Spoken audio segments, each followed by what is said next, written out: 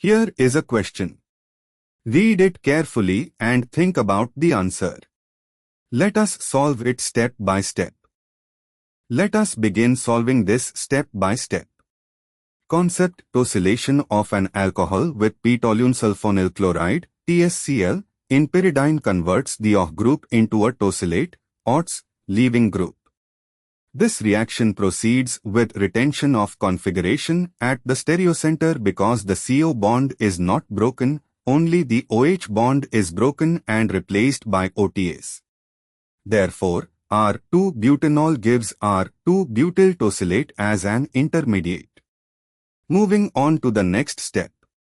Reaction with LiBr bromide, Br, is a good nucleophile and acts via an SN2 mechanism on the tosylate.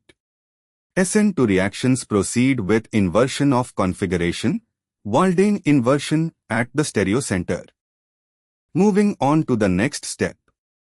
Stereochemical outcome starting with R-2-butanol, tosylation gives R-2-butyl tosylate, retention. SN2 attack by Br on the R-tosylate gives inversion, yielding S-2-butyl bromide. And for the final step, A. R-2-butyl bromide, this would require retention in the SN2 step, which does not occur.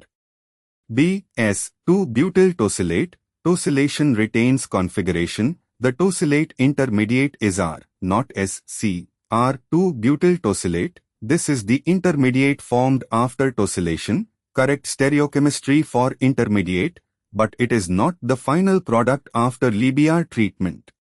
Therefore, the correct answer is D. Therefore, the correct answer is option D.